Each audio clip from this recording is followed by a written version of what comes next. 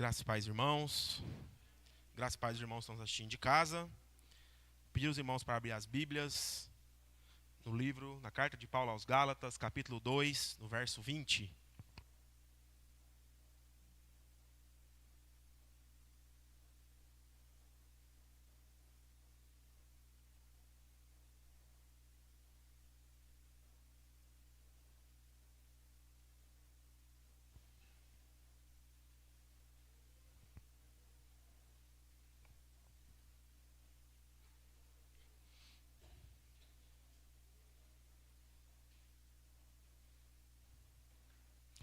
Amém? Todos encontraram?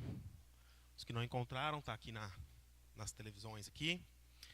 Então, carta de Paulo aos Gálatas, capítulo 2, verso 20, diz assim: Já estou crucificado com Cristo e vivo, não mais eu, mas Cristo vive em mim. E a vida que agora vivo na carne, vivo-a pela fé do Filho de Deus, o qual me amou e se entregou a si mesmo por mim. Pai, te damos graças, Senhor Jesus. Pai, glorificamos a Ti. Jesus, estamos aqui diante de Ti para ouvir a Tua palavra, que a Tua palavra seja edificante, Pai, em nossas vidas. Nós tenhamos o coração aberto, Pai, para ouvir e compreender, Pai, o que a Tua palavra tem para nos dizer nessa noite. Em nome do Senhor Jesus, abençoe-nos, nos deixe, Pai, cada vez mais próximos de Ti, Pai. Em nome do Senhor Jesus, amém. Amém. Então, irmãos, Gálatas é uma carta de Paulo. Paulo, se a gente for fazer uma conta simples, creio eu que ele deve ter escrito metade do Novo Testamento. Paulo é uma figura muito importante, obviamente, com a bênção de Deus, uma figura muito importante no cristianismo, naquilo que nós acreditamos. Paulo escreveu boa parte do Novo Testamento. E, inclusive, ele acreditava muito naquilo que ele vivia. Nós temos cartas aí de Paulo dizendo para que os irmãos das igrejas às quais ele escrevia seguissem a ele, porque ele era seguidor de Cristo. Então Paulo é um exemplo para nós. E ele teve essa bênção de Deus, e não podemos nos esquecer que Paulo era perseguidor da igreja do Senhor. Paulo perseguia judeus. Paulo perseguia aqueles que professavam o evangelho de Cristo, responsável por entregar vários ao Império Romano, até que na estrada de Damasco, Jesus o encontrou. Jesus o encontrou e a partir daquele dia, ele entendeu o chamado dele. Ele entendeu e compreendeu aquilo para o qual ele foi chamado. Muitas vezes nós nos achamos indignos, nos achamos incapazes, nos achamos bons demais ou ruins demais para executar um trabalho, um chamado, quando na verdade quem decide isso é Deus, não somos nós. Talvez demore muito tempo para nós termos essa maturidade de compreender isso. Às vezes nós nos cobramos demais, às vezes nos cobramos de menos, e aquele serviço, aquela obra fica inacabada. Mas a palavra de hoje é sobre viver de forma cristã. Viver uma vida cristã verdadeira. Não aquilo que nós achamos que deve ser uma vida cristã, mas aquilo que é de fato. Então Paulo, como eu trouxe, Paulo orientava os irmãos das igrejas daquelas cidades, daquelas localidades, a imitá-lo. Porque ele era imitador de Cristo. Então ele tinha autoridade para falar aquilo. E Paulo passou boa parte da vida também, após o seu chamado, preso. Paulo foi preso várias vezes. E foi executado, em uma dessas prisões. Mas esse versículo claramente é um resumo de como viver uma vida cristã. Esse versículo ele deixa muito claro como devemos fazer para viver uma vida verdadeira, uma vida cristã de verdade. E o primeiro passo, primeira coisa que a gente tem que fazer é ser crucificado. E ser crucificado, nós já ouvimos isso tanto em lições de escola bíblica e em sermões aqui, nos cultos, que a crucificação era o pior dos castigos, né? A crucificação era o que havia de pior. Era o crime, os piores criminosos iriam para a cruz, para o madeiro. Então, inclusive quando o Império Romano começou a pegar judeus, eles pesquisaram, descobriram que aquilo ali era o mais grave e começaram a fazer aquilo justamente para humilhar. Então a crucificação é o pior que pode acontecer, que poderia acontecer a alguém naqueles dias. Por isso Jesus Cristo, inclusive, foi crucificado. Para que ficasse claro, para que ficasse compreendido que era o pior dos castigos que ele estava sofrendo, por mim, por você, por todos nós. Então, quando Paulo diz, já estou crucificado com Cristo, ele está querendo dizer justamente que ele abriu mão de tudo aquilo que ele acreditava, do que ele era, Paulo, para viver, não mais ele, mas Cristo viver nele. Então, quando Paulo diz que está crucificado, ele quer dizer que todo o ego dele, tudo aquilo que ele acreditava, caiu por terra. No momento em que Jesus o encontrou na estrada de Damasco, onde ele ficou cego, inclusive, por dias, ali ele percebeu que ele não estava mexendo com qualquer um. Então, quando Paulo fala, já estou crucificado, ele está matando o homem mau que há dentro dele. Tudo aquilo que ele acredita, tudo aquilo que ele acha que é certo, tudo aquilo que ele acha que é verdadeiro, todas as convicções dele. E isso nós devemos fazer também. Só que isso é muito difícil. Matar o nosso eu é muito difícil. Porque envolve renúncia, envolve abrir mão de mim mesmo, das minhas convicções que eu aprendi desde criança. Envolve não me iludir com as situações desse mundo. Envolve não me apegar às coisas desse mundo. Envolve não perseguir status, dinheiro, enfim. Tudo aquilo que esse mundo oferece de ruim para nós achamos que é bom. Mas que no fim das contas nos levam para lugares horríveis. Então, quando Paulo diz que foi crucificado, é para morrermos para o pecado, morrermos para nós mesmos. É claro, nós, por sermos humanos, nós vamos errar, vamos pecar, porque é da nossa natureza. Nós vamos errar. Conversando hoje com os adolescentes na aula, a gente trouxe lá, mas né, Deus me perdoa todo dia do pecado, né? Então eu posso pecar a mesma coisa todo santo dia? Não, se a gente é salvo, se a gente foi crucificado com Cristo, você vai pecar porque você é humano. Mas você vai se arrepender e não vai repetir.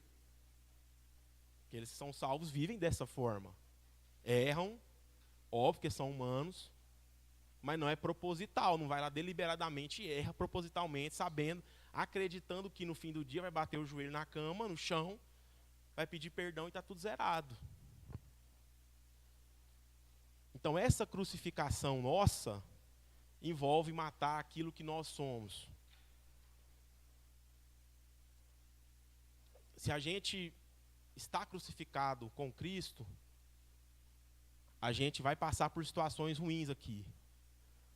Porque esse mundo, ele nos oferece coisas muito boas, sentimentos, sensações muito boas, mas também nos oferece sensações horríveis, ruins. E quando nós escolhemos, quando nós subimos na cruz, pegamos ela e caminhamos com ela, vocês podem ter certeza que vai passar perrengue. Mas não por coisas erradas que fazemos, mas porque o povo de Deus historicamente sempre foi perseguido, o povo de Deus historicamente sempre foi subjugado.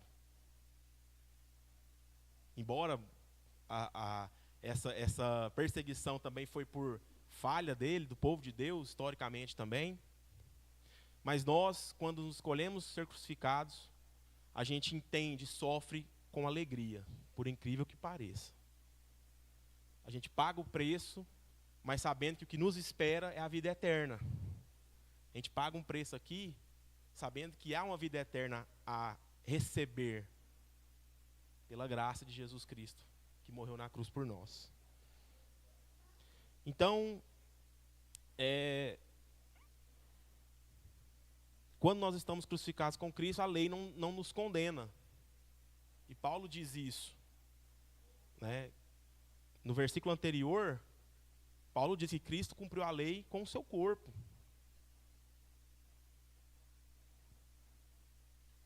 Morre para a lei para viver para Deus. Então,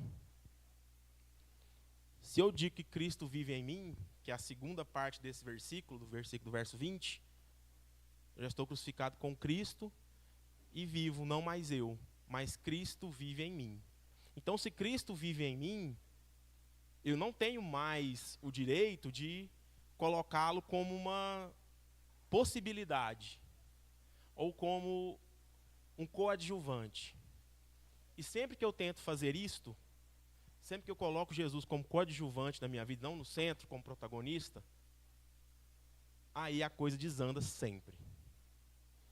Quantas vezes nós já achamos que estamos muito bem, e aí para cada um tem uma definição de estar bem. Para alguns é estar bem de saúde, para alguns é estar bem financeiramente, para outros é estar bem sem nenhum tipo de briga com familiar, nenhum tipo de problema, e para outros é a soma disso tudo.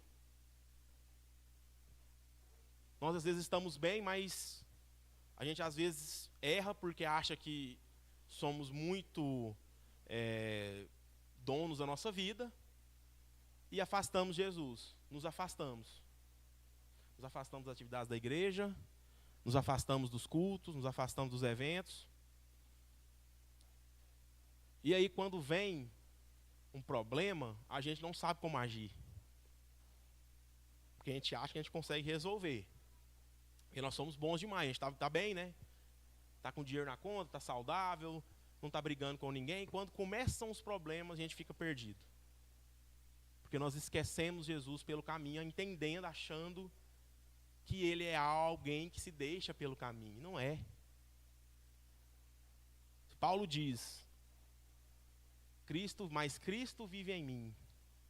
Eu não posso escanteá-lo. Eu não posso achar que eu tenho possibilidade de fazer alguma coisa sem a presença dele na minha vida. Eu não posso tomar decisões achando que eu consigo decidir sozinho, que eu sou independente, que eu sou... Não. Se eu digo que Cristo vive em mim, como que eu digo que Cristo vive em mim se eu sequer faço uma leitura bíblica, um devocional, se eu sequer vou aos cultos, se quando sou chamado para alguma atividade da igreja eu viro a cara, arrumo uma desculpa e não vou? Como é que eu digo que Cristo vive em mim se sempre que falam algo relacionado ao trabalho da igreja, eu arrumo um pretexto qualquer para não aparecer, eu chegar atrasado ou não venho? E o pior, proíbo meus filhos de vir também, atrapalho eles. Quantos casos nós sabemos de adolescentes, de crianças que travam as primeiras batalhas dentro de casa contra os pais? Nós que somos pais, nós temos o dever de ser exemplo para os nossos filhos. Nós jamais podemos afastá-los da igreja. Jamais podemos botar barreira para eles dentro da igreja. Pelo contrário, nós temos que ser facilitadores. Aliás, nós somos exemplos para eles. Eles veem tudo que nós estamos fazendo. Dentro da igreja, fora da igreja. Quantas vezes eu questionei atitudes da minha mãe, que eu vi ela fazendo uma coisa na igreja, outra coisa dentro de casa. Questionei várias vezes, eu era adolescente, chato pra caramba. E questionava. Por que você faz assim aqui e lá na igreja é diferente? Aí eu escutava.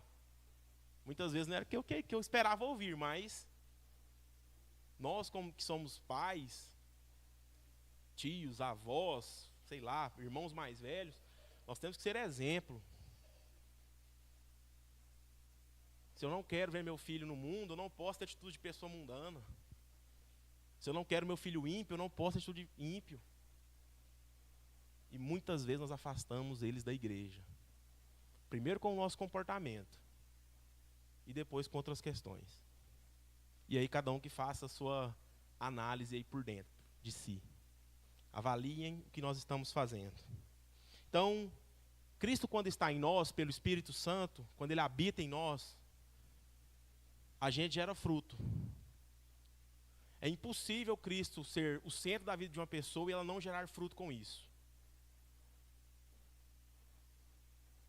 Não me lembro de ver, às vezes, não me lembro de ver uma pessoa que está ali, bênção na igreja, não produzir fruto. Um bom trabalho na obra, enfim. Traz pessoas para a igreja, chama pessoas para a igreja, prega no trabalho e fala para as pessoas. Quem tem Jesus Cristo verdadeiramente na sua vida, produz fruto. Muito difícil, eu não me lembro, posso estar enganado inclusive, mas não me lembro de uma pessoa que tem Jesus Cristo na vida dela e não produz nada. Porque o Espírito Santo vai falar dentro dela, de modo que ela não vai conseguir, de forma nenhuma, ficar sem contribuir, sem servir. E quando Jesus Cristo está em nossa vida, através pelo Espírito Santo dele, a gente tem felicidade, mesmo com as dificuldades que essa vida nos impõe. E aí dificuldades são várias, né? É dificuldade de saúde, é dificuldade em relacionamento, é dificuldade financeira, é dificuldade no trabalho, na escola, na faculdade. Vai acontecer, gente, problema. Todo mundo tem. Uns mais, outros menos. A questão é o peso que a gente dá. E quando Cristo vive em nós, o peso desses problemas é muito pequeno. Muito pequeno.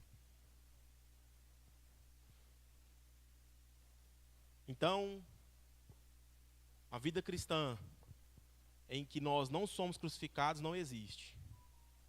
Uma vida cristã que nós não morremos para nós mesmos não existe. O que existe é uma tentativa nossa de incluir Jesus no canto do prato ali, como fosse uma coisa que a gente não gosta, mas tem que levar lá no prato, que é obrigado, que faz bem para a saúde. Jesus Cristo não pode ser acompanhamento da sua vida, tem que ser o centro. E se eu estou crucificado com Cristo, se eu quero viver uma vida cristã, eu preciso estar crucificado e preciso viver pela fé. Ora, se eu não acredito nele, é impossível eu viver uma vida cristã. Se eu não creio que ele irá voltar, inclusive hoje, culto de ceia, onde nós fizemos aqui um momento aqui de comer do pão, tomar do cálice, para anunciar que ele vai voltar. Nós estamos aqui aguardando o retorno dele. Isso é uma mostra de fé. Só que com o passar do tempo, a gente leva isso tão uma rotina tão natural, que às vezes nós não percebemos a importância que nós fazemos aqui, no primeiro domingo do mês. De que nós estamos anunciando que ele morreu, ressuscitou, ascendeu ao céu e irá voltar. Essa fé em Jesus Cristo, ela se mostra nas nossas atitudes. E não só porque eu estou falando. Falar, a gente fala. Sai da boca que a gente fala. Aí tem gente que tem uma dicção melhor, vai falar mais bonito, né? Fala melhor. Mas o falar, ele é nada perto do fazer, do agir. E fé nada mais é do que acreditar naquilo que a gente não vê. Então, se eu vivo pela fé, como diz o próprio versículo, e a vida que agora vivo na carne, viva pela fé do Filho de Deus. Então, quando Paulo diz isso, nós vivemos das promessas de Deus, que desde o Antigo Testamento, quem está na leitura bíblica, agora estamos em Levítico. Então, quem está lendo a Bíblia está vendo as promessas de Deus. Deus falando sobre todos os rituais, todas as liturgias, né, enfim. Quando Deus prometeu a Abraão a terra prometida, prometeu a ele que ele seria o pai das nações, enfim. Era uma das promessas de Deus. E dentre tantas outras está Jesus Cristo, que Isaías lá atrás, muito atrás, falou sobre a vinda dele. Falamos para os adolescentes hoje também. Estamos falando sobre o nascimento de Jesus. Então, quando eu vivo pela fé, eu não tenho dúvida nenhuma, que eu vou sofrer aflição aqui, que eu vou ter dificuldade aqui, no meu trabalho, dentro da minha casa, vou ter dificuldade, mas Jesus Cristo está comigo. Eu morri com Ele, e eu vou para a glória com Ele. E é disso que se trata, é disso que Paulo está querendo dizer. Essa vida cristã é ter a certeza que eu morri e que eu vou para a glória com Ele. E que se eu estou preso, igual Paulo ficou durante tantos anos, tanto tempo, escrevendo as cartas para as igrejas. Gente, esse homem sofreu muito. Quando a gente pega a história miúda e vai fuçando ali, você vê tanto que esse homem sofreu. Preso, agredido, por tantas e tantas vezes, né? Então, quando nós vivemos pela fé, a gente não vive pelo esforço nosso próprio, e é o que a gente cansa de falar, sobretudo em momento de dízimo. Quando a gente fala nossa, né, 10% e tal, não é pelo esforço nosso. 10% é um sinal de gratidão. O problema não é você entregar o 10%. É claro que para muitos é, né? O problema é o coração da gente, como a gente faz essa entrega do dízimo. Entrega o dízimo com raiva. Entrega o dízimo querendo enforcar o pastor. Porque acha que com o dinheiro do dízimo vai fazer coisa da vida particular dele.